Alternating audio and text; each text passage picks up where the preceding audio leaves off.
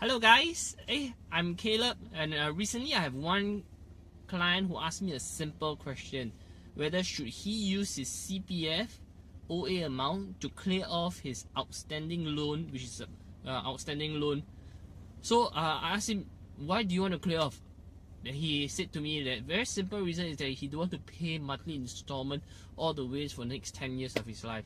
Then I said that, okay, that's a legitimate question, legitimate answer. Then I said that, so roughly how much do you have in your CPF and how much do you have in your outstanding loan? He said about 150k CPF and about 100k loan. So I said, okay, it looks sufficient, but I told him that you shouldn't go ahead to clear off your outstanding loan with your CPF for a very simple reason.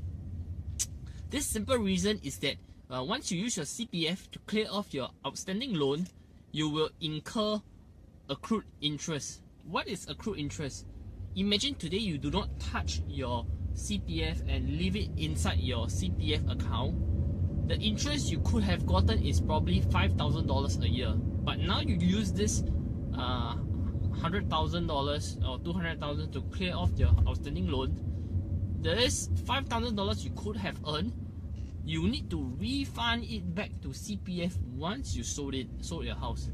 So imagine today, if he has cleared off his HDB loan of $100,000 with his CPF amount, instead of him receiving $2,500 from the government for his interest in his CPF, right now he needs to pay back every year $2,500 interest back into his CPF when he has sold the account. But I mind you, this 2.5% of accrued interest is compounded. What I mean is that now this year you need to pay 2,500. Next year it's 2,600 because it's 2.5% of $102,000. So generally, for the next 5-6 years, you will be incurring much more accrued interest along the way. The thing that it's worried to many people will be if your HDB price does not go as fast as the accrued interest in itself. It will not be a very good thing for you. What I mean is that if, let's say for example, the selling price today is 400,000, but because of this clearing down of your accrued interest, you need to pay back to your CPF 420,000.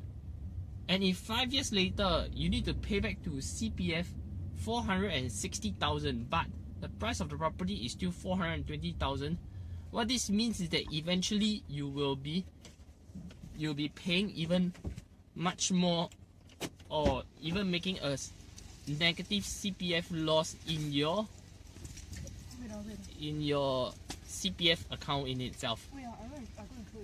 So all in all, if let's say you are thinking of doing that, I urge you not to do so, because at the end of the day it will not be so beneficial for you.